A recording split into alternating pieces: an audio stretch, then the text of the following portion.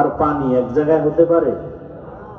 আগুন পানি যেমন এক জায়গায় কখনো হতে পারে না, হওয়াটা অসম্ভব। সুন্নত জবাই করে আশিক, এই দুইটাও এক জায়গায় হতে পারে না।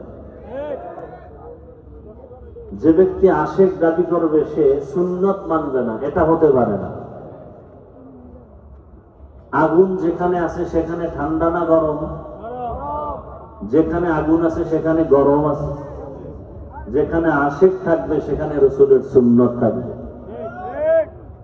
সুন্নত নাই, আশিক দাবি করার মানেই হলো সে ব্যর্থ, সে বাতিল। আল্লাহ বুঝার তৌফিক দান করেন।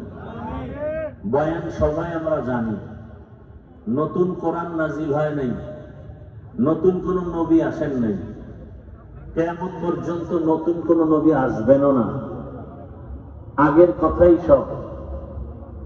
অনেকেই বয়ান যা করব সব জানেন, কিন্তু জানার মধ্যে সফলতা নেই।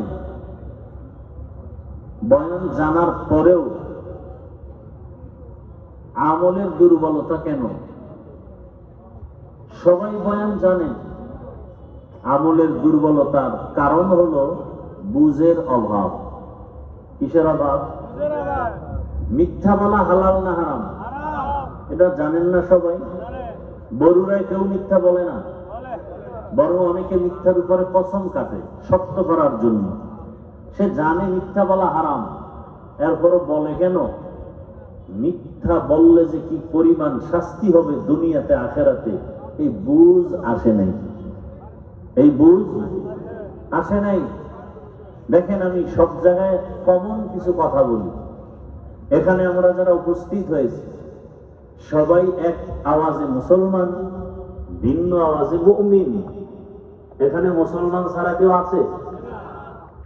বলেন তো, আপনাদের মুসলমান আর আমার মুসলমান কি আলাদা না এক? আমাদের আল্লাহ কতজন?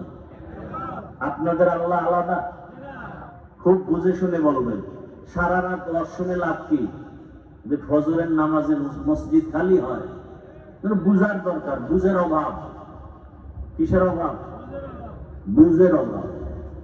কোরআনের তর্জমা করছে বহু বিধর্মী, কিন্তু কোরআন অনুযায়ী জীবন গড়ে নাই।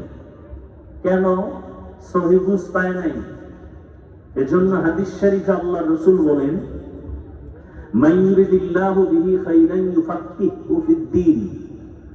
আল্লাহ যার কল্যাণ চান, ভালো চান, তাকে তাফাক্কুহ ফিদ্দীনের মাকাম দান করেন।